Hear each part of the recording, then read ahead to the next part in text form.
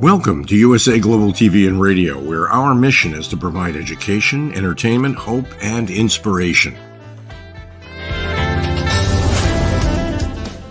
USA Global TV and Radio connects you with experts and audiences all around the world every single day to help you succeed in business and to live a richer life. Visit us at usaglobaltv.com to learn about career and life-changing training and mentoring programs like the Listening Mentor. Subscribe to our newsletter to stay informed about our special programs and offers. Discover how you can become a guest on one of our shows or a host or producer of a USA Global TV and Radio show of your very own. That's USA Global TV and Radio, where the doctor is always in.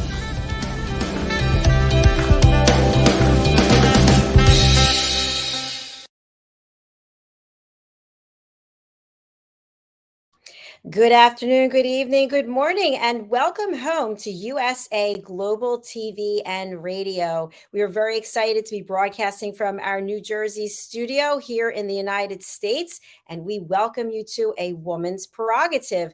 Our topic today is, it's a good one, terry cloth versus silk. What are you wearing to sleep? And by the way, I was going to have a different topic, but I changed it to that. So we have a very small panel today. Our other panelists are on holiday.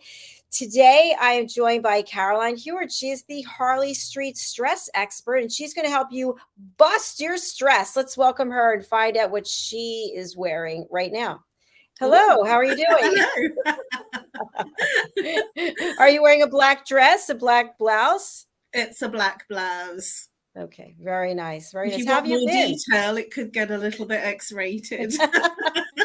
Well, I will say that for the discussion. So, you are the Harley Street stress expert, and you are helping people all over the world. What was the motivation for you to go and do this? And then we'll get into our topic. Well, when I lost my dad in 2000, I went into what I realized was a depression about 6 months later. And I didn't feel like I was living, and I didn't experience life. I was on autopilot, and realized after I'd become aware, that was after one of my bosses was worried about me and had a conversation with me. And it was that awareness, so 6 months after my father passed away, that I started to look for answers. And I started to look at what happened to me and look for ways that I could help myself get out of what I was experiencing. And that led me into a journey of Eastern mind, Western body. That led me into looking at Eastern philosophy, Eastern culture, and managing my own stress and anxiety and depression. And that was the journey. It was my answers for myself that led me into my new career. And I didn't actually start out thinking it was going to be a change of career. I literally busted my own stress and felt that, hey, if I've done that for myself, how can I do that for other people? Because other people must be having the same kind of things going on for themselves. Everybody has a bereavement or a situation in life in terms of their relationships, in life, in their home, in their family. And I solved a lot of those things in the trainings that I was doing. That was pre-social media. And essentially, I've been doing this work now for 23 years, and I feel that I have much to share to help others manage and literally bust their stress.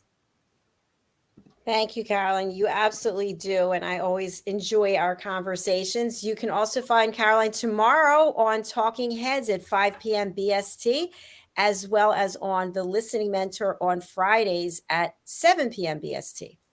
So let's get into our topic today, which is kind of a crazy one. I don't know where I came up with it from, but when we think about what we're wearing to sleep in or what we're not wearing to sleep in, I think a lot of it has to do with comfort as well as maybe what the temperature is.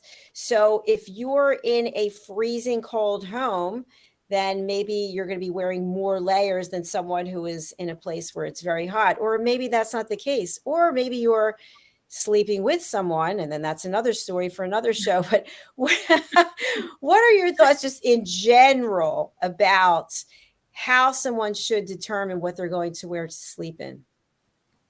Well, as I said to you before we began the show, this is going to be a very hot topic or a cool topic.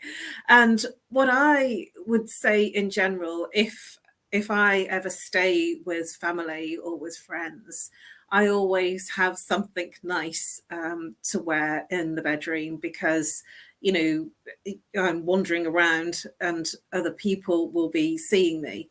I live alone, so I don't have that situation going on. If I'm ever going and spending an evening with family, friends, staying overnight in somewhere else after training or something like that, then I will wear something.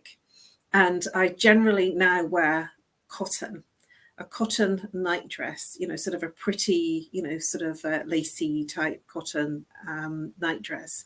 And I just think that that's being respectful of the fact that I'm sharing and being in a place that other people are in the same environment.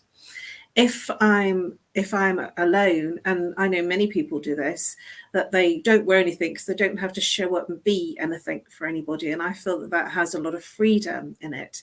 And certainly if you're in a couple, then it gets very hot if there's two people and you're wearing clothing.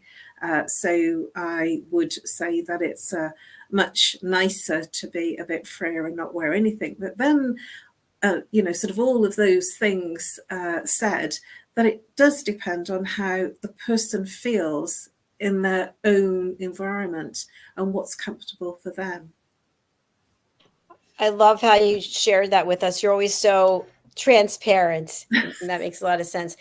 I know for me, when I got back to our house here in New Jersey, I saw this huge terry cloth robe with this faux fur collar, and I had left it here. And I just looked at it and I smiled. I just felt like it was a friend, because when you need comfort, you put it on, it keeps you nice and warm. And I also feel, and I've shared this before, if I were to be wearing it and I were to get up and start trying to do something, it's not going to be a good thing, because I'm too confined. It's so heavy.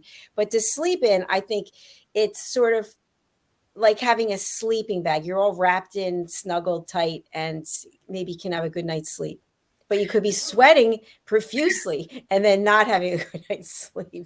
Well, I'm in agreement with you there. And I was going to mention that in terms of if it's cold, and we certainly had very cold nights in the UK in particular, because we've just come through the winter. And I do have a short, very snuggly robe that I put on, that has a little hood, and it just has that fleecy type material, and it's just really, really, as you described, cozy, warm and comforting. And certainly if I'm in bed and I'm feeling cold, I'll put that on until I've warmed up, and then I'll take it off. You know, and if I'm working in the office, I'll have my snuggly robe on, and it is a comfort. And certainly in colder climate countries, I wouldn't be surprised if this is the option that many people will wear if they're cold, because if it's cold, then you don't want to be fully clothed, you know, sort of very late at night. So yes, and I also wear those fleecy kind of woolly type, you know, sort of comfort socks as well if my feet are cold.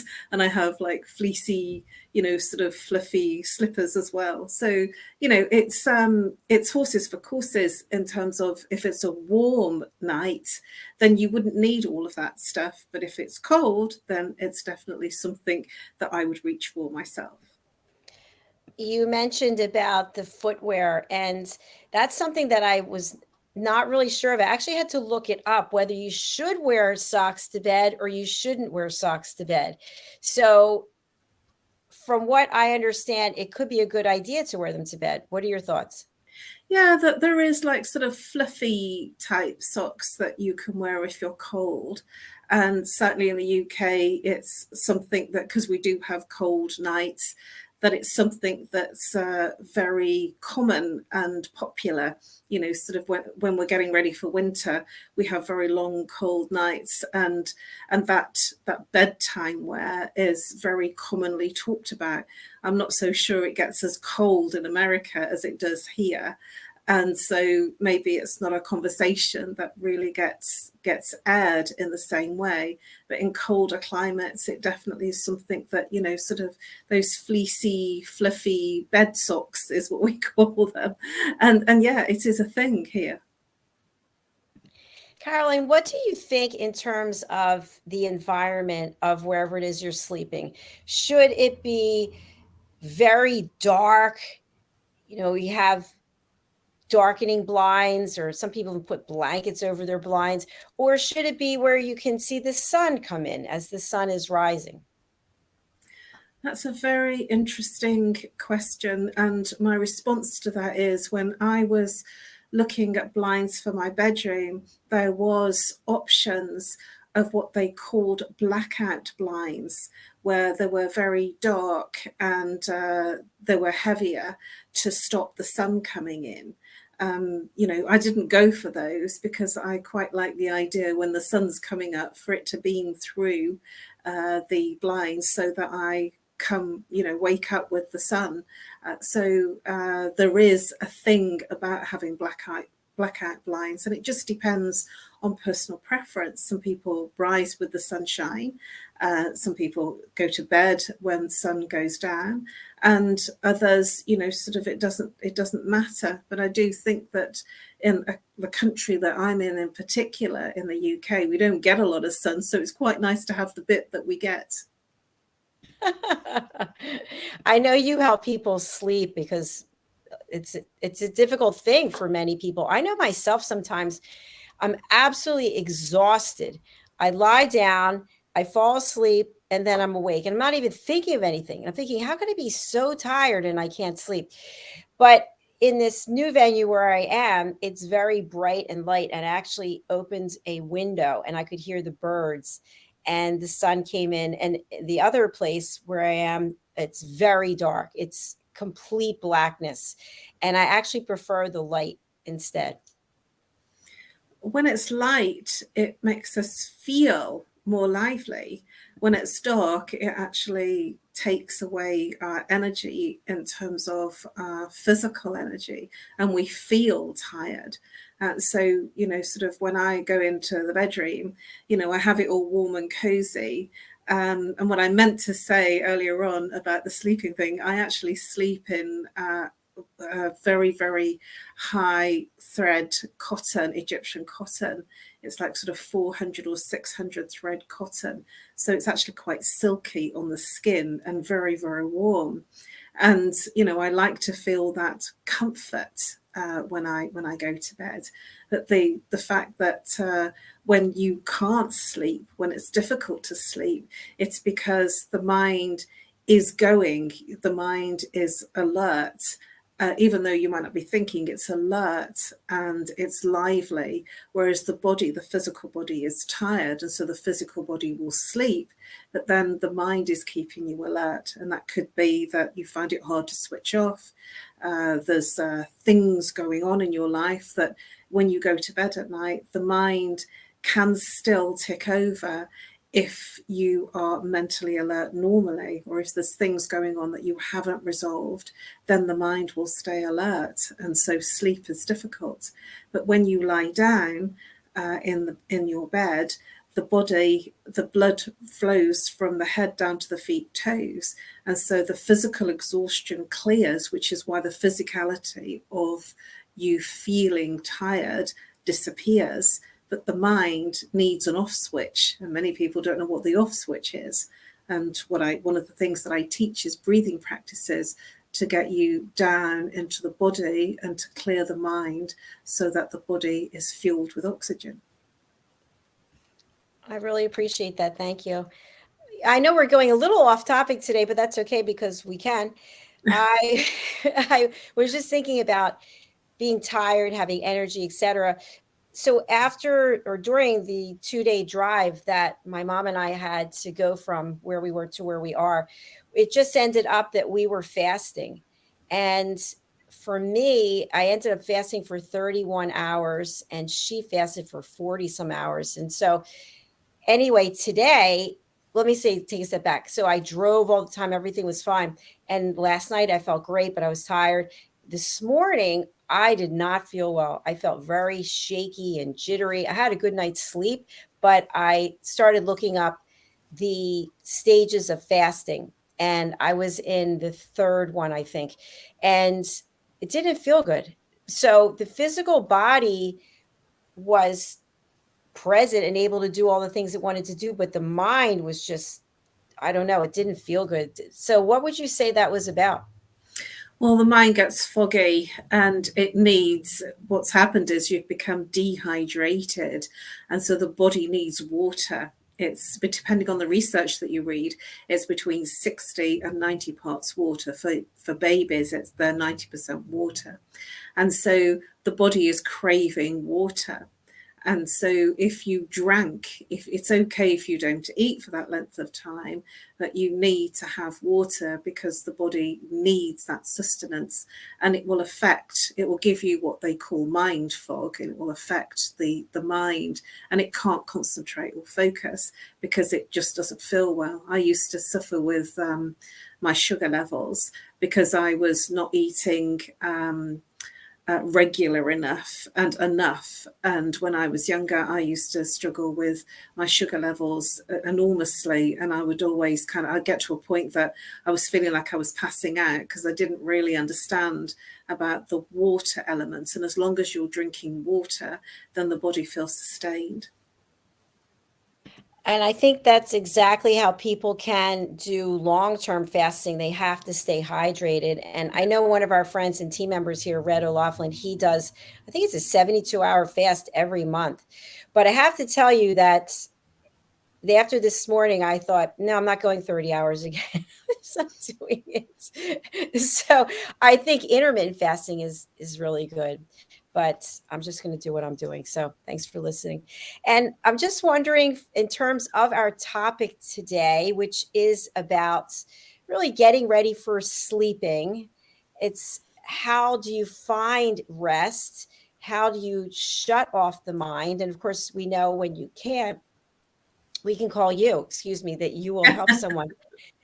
Tell us a little bit about what to do before preparing for bed. So in other words, should you have a really intense conversation with someone before you go to bed? Should you watch that thriller that it's a horror show and now you're in a sense of panic? No, because if you watch a horror film, then it'll come up in your sleep, and it'll be very difficult to switch off.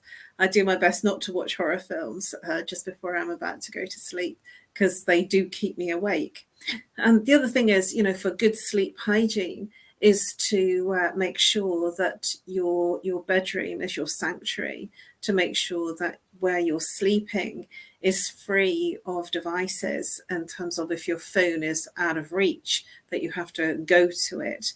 If you've got your devices, your laptop, your iPad, your iPod, your phones on the bed, then it actually has a frequency, and so it will affect your sleep. So it's better to have your devices away, not to be on any screens for at least an hour to 2 hours if possible, before you retire for sleep, because the mind is very alert if you're in your screen. I must admit, I'm not great at that. I'll sit in the office and I'll do whatever I need to do, and then I'll come out. So I do have like sort of a door in between the bedroom and the office so that I'm not doing that work on the phone.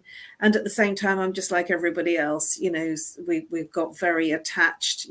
We hear an alert come through and then we respond, and it's near us. So, we are human and we do these things, but for great sleep hygiene, it's better to be away from the screen for at least an hour to 2 hours, and to ensure that you're not doing anything intensive, like watching a thriller or something that's like a horror movie. And, almost to go back to our Victorian times where, people would read a book, before retiring to go to bed, or do something that was very soothing, like listening to music, or a meditation. But, we're all caught up in the world the way that it is, and our activities the way that they are. But for good sleep hygiene, it's much, much better to take the time out and prepare yourself for sleep. Absolutely. I love these points that you just made. I just want you to know, when I go to sleep, I have my phone right next to me. It's right next to me. And I'm checking it several times. I get it. Well, this is how you get through to me sometimes, in the middle of the night. So I do get it. And, I'm saying not what I do all of the time, even though I know what's good, because I think that I'm really an American in disguise. I work around the American times. I'm sure I must be, in a pseudo-American world, because my timings, I'm awake at 3 o'clock, 2 o'clock, and I'm asleep earlier in the evening sometimes because, my body is just that way. And I allow it. If I fall asleep at 10 o'clock and I wake up at 2 o'clock, I just think, well, okay, I must be a bit more an American time.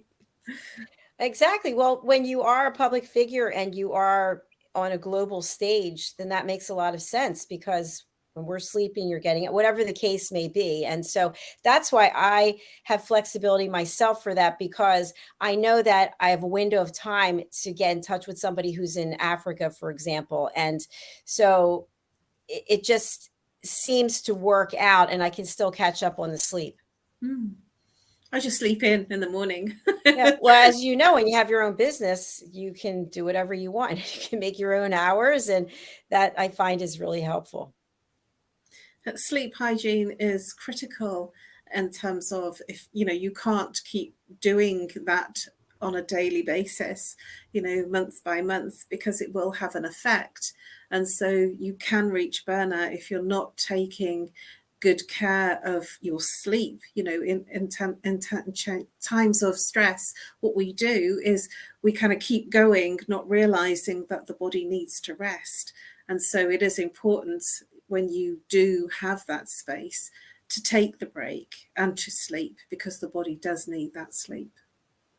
Just don't sleep while you're driving. No, that's definitely not a good idea. Not good.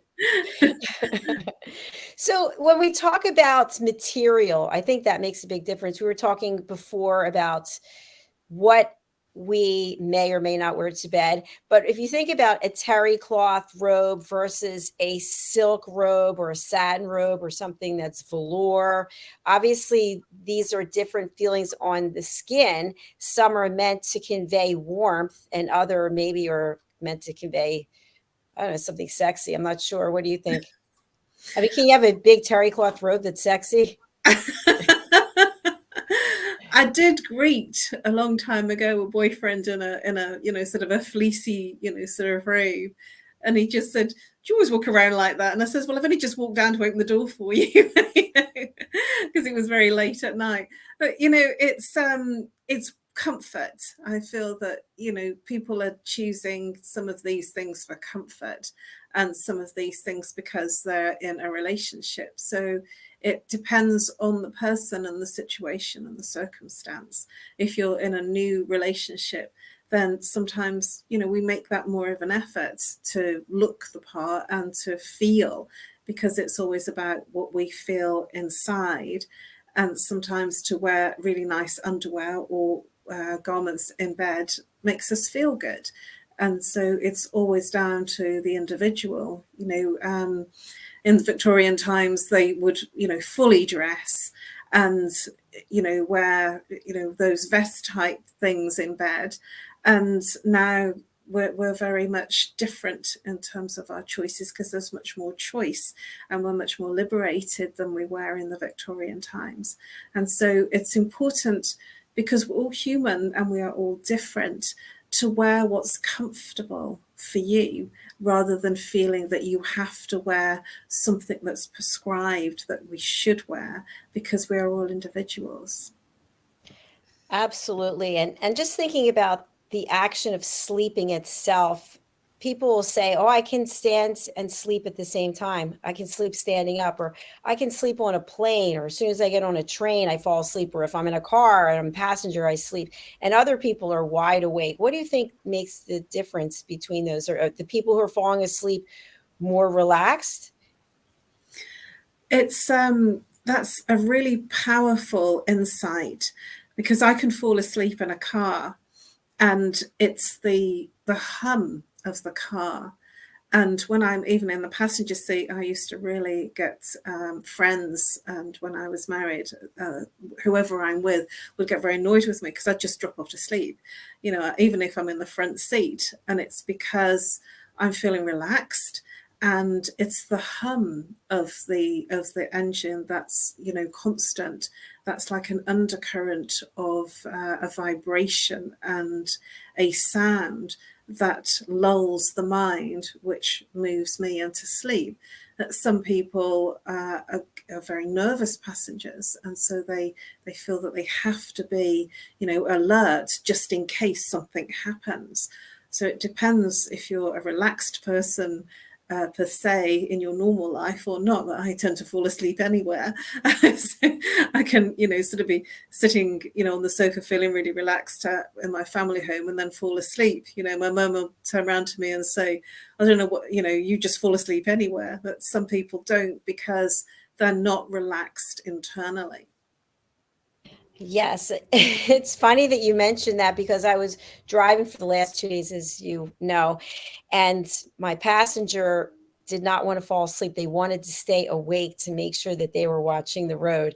And in some ways, I guess that's good to have somebody who is another set of eyes, unless Mm. they're telling you what you should be doing or not doing, like a backseat driver. Well, I've been informed that I'm not good company on a drive. I just do my own thing and go off to sleep. So, you know, sometimes I'm excited about where I'm going, you know, and if it's like a 4 or 5 hour drive or a 10-hour drive, I just like take the moment to sleep. And then if I'm with people that I don't know, it's lovely to have the conversation, you know, and to be in that interaction that I wouldn't normally be in. And I do tend to, if I'm on boats, I fall asleep, planes, I just, you know, it's good in one sense, because it means that I don't get confronted with, you know, all the fears of, oh God, where are we? What's happening now? And you know, I'm just a relaxed person in that way. But you know, sort of, I'm taking the opportunity to have some Zeds. Well, I'm glad you're not sleeping during the show. That's good. Oh, absolutely. I mean, you know, I'm totally with you. I know you are. I know you are. That brain is always going. It's at 100%. So we do have a comment from Push Child Foundation Uganda. Thank you so much for watching the show. It's nice to have you with us today. We appreciate you. Yeah. So, Carolyn, I wanted to mention also to our audience that we now have a second episode on Mondays of A Woman's Prerogative, which you're more than welcome. If you were awake, you are more than welcome to join us at midnight your time. So I'm in Zen you're land. sleeping then. If we had it at 3:00 in the morning your time, then you would be available probably. Yeah. I'll just, you know, kind of get my kit on and So that is happening every Monday. So join us also for this show at 3 p.m. Eastern Time, which is 8 p.m. British Summer Time, or 7 p.m. Eastern Time, which is midnight British Summer Time. So we're closing out a little early today. But Carolyn, what would you like people to know? What do you want to leave them with as we say au revoir for now? What I'd like to leave you with is that it's important to manage and to obliterate the things that cause you problems in terms of your stress. I offer a free consultation. We all have stuff that we have to handle. We've all got life. Well, none of us are superhuman, and we all have stuff that hits us. And if we're not managing it in our day hours, we actually are suffering in our night hours in bed, and because there's no distractions when we're in bed, and that's where the stress can hit us hardest. And so it's important to manage the stress. And so if you're not expressing your emotions because you're in action and in the physical, logical, practical aspects of managing your stress, it will hit you in the bedroom when you are trying to sleep. For a free consultation, please reach out to me on nomorestress@live.co.uk, or call me if you're feeling brave to call straight away. If you're international, +44. If you're local, 07523 120 189, and I will be pleased to help you bust your stress. Thank you so much. It's so nice to see you. And hello to all of our fellow panelists who are not here today. We miss you, but we look forward to seeing you next week. So we're signing off. We'll be back tonight. I'll be back tonight at 7 p.m. Eastern Standard Time for A Woman's Prerogative Part 2. So we'll see you then. Bye, Caroline. Bye-bye. Bye, everyone. Take care. Have a great rest of your day.